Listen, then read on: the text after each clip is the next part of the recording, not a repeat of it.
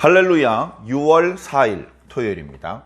고린도전서 15장 1절부터 11절까지 말씀을 읽고 은혜 나누도록 하겠습니다. 형제들아, 내가 너희에게 전한 복음을 너희에게 알게 하노니 이는 너희가 받은 것이요 또 그 가운데 선 것이라. 너희가 만일 내가 전한 그 말을 굳게 지키고 헛되이 믿지 아니하였으면 그로 말미암아 구원을 받으리라. 내가 받은 것을 먼저 너희에게 전하였노니 이는 성경대로 그리스도께서 우리 죄를 위하여 죽으시고 장사 지낸 바 되셨다가 성경대로 사흘 만에 다시 살아나사 게바에게 보이시고 후에 12 제자에게와 그 후에 500여 형제에게 일시에 보이셨나니 그 중에 지금까지 대다수는 살아있고 어떤 사람은 잠들었으며 그 후에 야고보에게 보이셨으며 그 후에 모든 사도에게와 맨 나중에 만삭되지 못하여 난 자 같은 내게도 보이셨느니라. 나는 사도 중에 가장 작은 자라. 나는 하나님의 교회를 박해하였으므로 사도라 칭함받기를 감당하지 못할 자니라.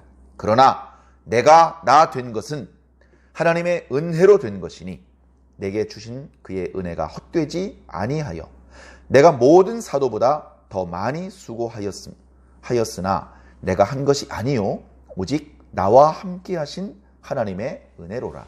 그러므로 나나 그들이나 이같이 전파하매 너희도 이같이 믿었느니라. 아멘.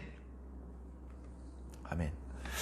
자, 11장부터 특히 은사에 대해서는 12장부터 14장 끝부분까지 이렇게 교훈을 주었던 은사와 교회 공예배에 대한 교훈이 끝나고 이제 고린도 전서를 마무리하는 그런 이야기로 접어들었습니다.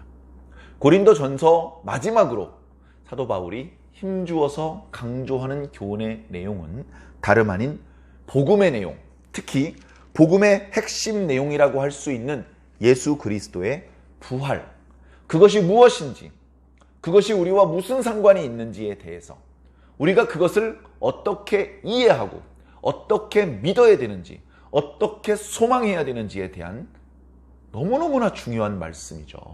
그 말씀들을 이제 마지막으로 교훈해주고 있습니다. 이 교훈을 끝부분에 주신 이유는 저 앞부분에 1장부터 주셨던 교훈으로부터 여기까지 다 연결된 내용입니다. 다 하나로 연결된, 통일된 그런 어떤 흐름과 주제 가운데 마지막 부분에 부활에 대한 이야기가 나온 것이고요. 당연히 사도 바울이 고린도 교회에 대하여서 들은 소문 또는 그들이 사도 바울을 향하여 던졌던 질문들, 그런 것들을 종합해서 이 부분은 꼭 짚어주어야 되겠구나, 그런 생각이 들어서 그랬는지 고린도전서 15장은 13장이 사랑장이라고 이름이 붙어있는 것처럼 15장은 부활장이라고 그런 별칭이 붙어있을 정도로 예수 그리스도의 부활, 우리가 믿고 있는 바로 그 부활에 대하여 자세히 말씀해주고 있는, 이제 다른 성경이 많지 않습니까? 구약 성경도 있고 예수님의 그 복음서도 있고 또 뭐 베드로라든가 요한이 기록한 성경도 있고, 그러나 고린도전서 15장만큼 부활에 대해서 집중적으로 자세하게 설명해 주시는 그런 말씀은 없습니다. 그래서 우리에게 너무나 소중한 하나님의 말씀이죠. 자, 이제 본격적으로 그 이야기를 꺼내기 전에 이제 서론, 어떻게 보면 자동차로 말하면 이제 시동을 거는 것이죠. 예. 자, 말씀을 한번 따라가 봅시다. 형제들아, 고린도 교회 성도들의 모습은 결코 사랑스럽지만은 않습니다. 사랑하지 않는다는 뜻은 아닙니다. 사랑하죠. 그러니까 늘 관심이 있고 기도하고 있죠. 그리고 그들의 바람직하지 못한 모습에 대한 소문을 들었을 때 마음이 아프죠. 때로는 화도 나고 걱정도 되고. 왜 그렇겠습니까? 사랑하기 때문에 그렇죠. 그런 사랑의 마음이 엿보이는 표현이 바로 이런 형제들아, 이런 표현입니다. 형제들아, 내가 너희에게 전한 복음을 너희에게 알게 하노니. 자, 지금까지 교회 공동체 여러 분란들, 분쟁들, 여러 문제점들, 그런 것들을 해결하기 위한 교훈의 말씀을 주었는데 다시 복음으로 돌아가자. 다시 우리의 신앙의 기초로 돌아가자. 그렇게 지금 말하고 있습니다. 그래, 1절과 2절 말씀을 자세히 보면 복음이 뭐냐? 복음의 내용을 말씀하시는 것이 아니고 복음의 어떤 형태. 자, 복음은 일단 사도 바울을 통해서 고린도 교회 성도들한테 전달된 것입니다. 바울이 원전은 아니죠. 바울도 하나님께 받은 겁니다. 그것을 성도들에게 주었습니다. 얼마 받고 주었죠? 거저 주었죠. 거저. 바울도 거저 받았잖아요. 하나님의 것은 돈 받고 주는 게 아닙니다. 거저 주는 겁니다. 그리고 그렇게 사도 바울이 복음을 선포했을 때, 소개했을 때 고린도 교회 성도들은 그것을 받았습니다. 그죠? 거절하는 사람도 많습니다. 바울의 복음을 거절한 사람의 숫자가 받아들인 사람의 숫자보다 훨씬 많습니다. 그런데 지금 이 고린도전서 말씀을 읽고 있는 성도들은 여러 가지로 좀 부족한 부분이 있긴 하지만 그래도 사도 바울이 복음을 제시했을 때 믿음으로 그 복음을 받았던 사람입니다. 그리고 지금은 사도 바울은 지금 예배소라고 하는 꽤 멀리 떨어져 있습니다. 그리고 사도 바울이 그 고린도를 떠난 지도 꽤 몇 해 지났습니다. 그럼에도 불구하고 여전히 복음이라는 연결고리로 사도 바울과 고린도 교회 성도들이 연결되어 있습니다. 까닭은 무엇입니까? 사도 바울도 고린도 교회 성도도 동일한 복음 위에 서 있기 때문에 그렇습니다. 바울이 서 있는 복음 다르고 고린도 교회 성도들이 알고 있는 복음이 다른 것이 아니라는 것입니다. 동일한 복음 그 위에 서 있다는 것입니다. 복음이라는 기초 위에 서 있다는 것입니다. 우리가 올림픽 경기를 볼 때 이렇게 그 경기가 다 끝나면 금메달, 은메달, 이렇게 또 동메달을 수여를 하죠. 그런데 이제 단체전이 있습니다. 예를 들면 동계올림픽의 꽃, 이렇게 피겨 말고 이렇게 쇼트트랙, 계주 경기. 그러면 이제 4명이 돌아가면서 경기를 치르고 상황에 따라서 이제 5명을 선발을 하게 됩니다. 그래서 그 팀이 이기면 5명 모두에게 금메달을 수여해 줍니다. 그러면 이제 시상대 형태가 좀 달라요. 5명이 동시에 올라와야 되기 때문에 좀 개인전을 할 때보다 넓은 그런 시상대가 설치가 됩니다. 그러면 그 위에 5명이 다 올라와요. 그래서 함께 메달을 받고 함께 기뻐하죠. 그것과 마찬가지로 같은 기초 위에 서 있다는 겁니다. 사도니까 좀 높은 기초에 서 있는 그게 아니고 사도 바울이나 또는 고린도 교회에 있는 성도 똑같은 복음 위에 서 있다. 뿐만 아니라 이 복음은 헛되이 믿지만 않는다면 15장에는요 헛되이 이런 표현이 여러 번 나옵니다. 오늘 본문에만 2번이나 나옵니다. 이건 헛된 게 아닙니다. 복음은. 그런데 이 복음을 헛되이 믿는 사람이 있을 수 있습니다. 복음을 헛되이 믿는 자들에게는 복음이 아무 유익이 없겠죠. 그러나 복음을 헛되이 믿지 않고 제대로 믿는다면 이 복음 때문에 너희들이 구원을 받게 해주시는 바로 그 말씀이 바로 이 복음이다. 그걸 말씀해주고 있습니다. 다시 한번 읽어보겠습니다. 형제들아, 내가 너희에게 전한 복음을 너희에게 알게 하노니, 고린도 전서 마지막 부분에 복음을 다시 한번 요약해 주겠다. 이 핵심에서 벗어나지만 않으면 너희들은 구원을 얻을 수 있다. 그렇게 이야기를 해주는 것이죠. 이 복음은 너희가 받은 것이요 또 그 가운데 선 것이라. 너희가 만일 내가 전한 그 말을 굳게 지키고 헛되이 믿지 아니하였으면 그로 말미암아 구원을 받으리라. 복음은 장난이 아닙니다. 그냥 재미있는 옛날 이야기도 아닙니다. 우리의 인격과 품위를 위해서 배워두면 유익한 인문 지식이 아닙니다. 죽고 사는 문제입니다. 죽고 사는 문제. 믿으면 살고 믿지 않으면 죽는,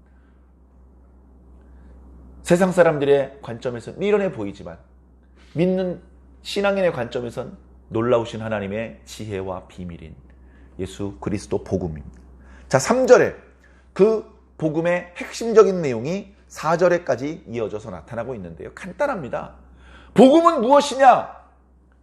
예수 그리스도께서 죽으셨다는 겁니다. 예수 그리스도께서. 그는 하나님의 아들입니다. 죄가 없으십니다. 안 죽어도 됩니다. 근데 왜 죽었습니까? 우리 죄를 위해서. 우리 죄가 뭐 대단한다고 그걸 위합니까? 우리 죄를 해결해 주시기 위해서, 우리의 죄를 씻어 주시기 위해서. 우리의 죄가 워낙 엄청나거든요. 엄청나요. 그러다 보니까 이 죄를 씻어 주시려면 전능하신 분의 피가 필요해요. 전능하신 분의 생명이 값으로 치러질 필요가 있었던 것입니다. 우리의 죄를 해결할 수 있는 유일한 방법입니다. 바로 우리의 죄를 해결하기 위해서, 우리를 구원하기 위해서 예수님께서 성경대로 죽으셨다는 겁니다. 우리가 잘 아는 것처럼 십자가에 달려서 죽으셨죠. 죽은 척 하신 것이 아닙니다. 실제로 죽으신 것입니다. 실제로 죽었으니까 어떡합니까? 무덤에 장사 지낸 거예요. 무덤에 장사 지낸 겁니다. 시신이 입고 있던 옷을 다 벗기고 대충 상처를 이렇게 닦아주고, 그리고선 미이라처럼 세마포로 전신을 감싸고, 그리고서는 무덤 안에 뉘어놓은 겁니다. 당시 유대인들의 장례 예법 따라서 급하게 무덤에다 안장을 한 것이죠. 그러면 자연스럽게 시신이 이렇게 분해가 되면서 그 시신을 구성하고 있던 것들이 다 녹아가지고 그 돌 속에 스며 들어가면서 자연스럽게 끝나는 겁니다. 위생적으로 냄새나지 않게. 그것이 당시 유대인들의 이제 장례법이었는데요. 예수님도 똑같이 그렇게 장사를 지내셨습니다. 그리고서 3일이 지났을 때 성경대로 다시 살아나셨다. 요게 복음이에요, 요게. 요걸 사도 바울이 전해준 것이고요. 그걸 고린도 성도들이 받은 것이고요. 그 기초 위에 서 있는 것이고요. 그거 믿으면 구원받는 겁니다. 그게 복음입니다. 자, 예수님께서 다시 살아나셨어요. 이거 중요합니다. 예수님께서 다시 살아나신 사건 때문에 예수님이 하나님의 아들이라고 증명이 되는 거예요. 예수님께서 하나님의 아들이셔야만 그분의 죽음이 헛된 죽음이 아니고 정말로 모든 죄인들의 죄를 해결해 주시는 능력이 있게 되는 것입니다. 그런 능력이 있어야 우리는 담대하게 당신도 예수를 믿으시오, 그분의 능력으로 당신도 구원을 받을 수 있어 라고 선포할 수 있게 되는 것이죠. 예수님의 부활이 거짓이면 예수님의 죽으심도 별 소용이 없는 것이고, 지금 우리가 돌아다니면서 복음을 선포하는 것도 아무 쓸데없는 일이 되는 겁니다. 그만큼 예수님의 부활은 너무나 중요한 사실입니다. 예수님께서 부활하신 것을 어떻게 합니까? 죽으신 이후에 살아계신 예수님을 만난 사람들이 있어요. 예수님께서 죽었다가 다시 살아나시고 곧바로 사라지신 것이 아니고 40여 일이나 이 땅에 계셨습니다.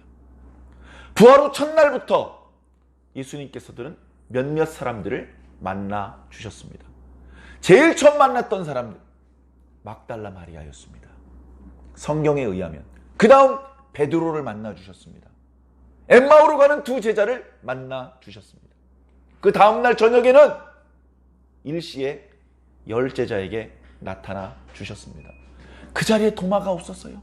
그 다음번 주일날 도마가 있는 자리에 주님 또 나타나 주셨습니다. 갈릴리 해변에서 제자들을 만나 주셔서 거기서 함께 식사를 나누기도 했습니다. 복음서인 기록이 안 되어 있지만 오늘 사도 바울의 증언에 의하면 500여 성도들이 있는 자리에 일시에 보이셨다. 많은 사람들이 모여있는 자리에 주님께서 나타나셨다는 겁니다. 그 자리에 있던 500여 명은 생전에 예수님께서 복음을 전하시고 능력을 행하실 때 목격했던 목격자들입니다. 당연히 예수님께서 죽으셨다는 사실도 너무나 잘 알고 있죠. 죽은 지 여러 날 되었는데 자신들 앞에 나타나십니다. 자신들 앞에 또 말씀을 전하시고 하나님 나라의 일을 말씀하시고 몇몇 사람들은 그 손을 잡습니다. 손에 아직도 회복되지 않은 못자국이 보입니다. 예수님께서 다시 살아났다는 것을 부인할 수가 없어요. 부인할 수가. 어쩌다 나 혼자 헛것을 본 게 아닙니다. 500명이 동시에 봤습니다.